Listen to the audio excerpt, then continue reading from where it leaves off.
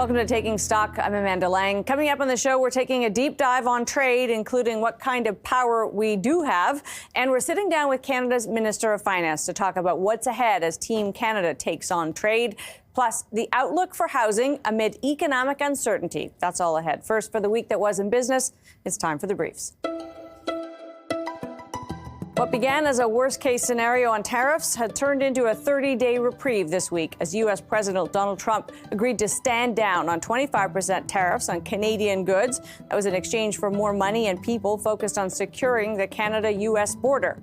Trump similarly suspended tariffs on Mexico after sending shockwaves through markets Monday. The Canadian dollar fell to a 22-year low of 67 cents before rebounding slightly. Trump did follow through on a 10% across-the-board tariff on $450 billion of Chinese imports, prompting China to slap 15% levies on coal and liquefied natural gas, plus 10% tariffs on oil, farm equipment, and cars from the U.S. China also said it would investigate Google for anti-competitive behavior. Economists downgraded China's economic outlook. The effects of trade war uncertainty could further dampen Canada's home-building efforts as developers see costs rise and their purchasing power in Canadian dollars fall. Housing components that are shipped across the border could create expensive bottlenecks for builders already contending with higher rates and a weaker loonie. Insolvencies in Canada hit a 15-year high last year, with the number of businesses unable to meet their debt obligations climbing 28.6% over the year before.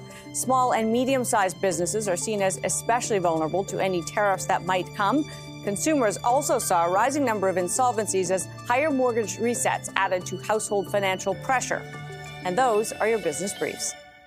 With trade at the top of the political and business agenda, here's a quick refresher on Canadian trade by the numbers. Canada is definitely a trading nation, though we account for just 2% of the world's economic output. Canadian trade is worth 2.5% of the global total.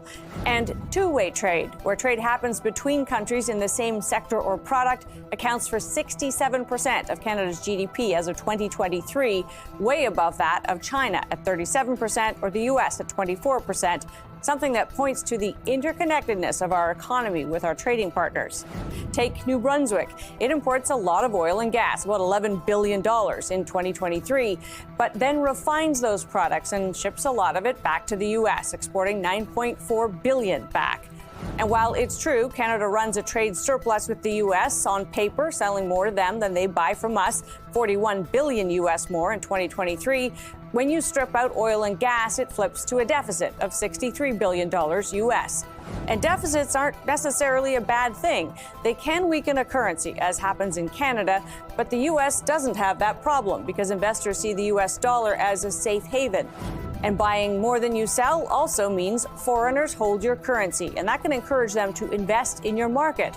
Foreign direct investment in Canada is up 425% since 2000. As it stands today, Canada is hugely reliant on U.S. customers. Exporting sectors rely on the U.S. for 74 to 100% of their exports.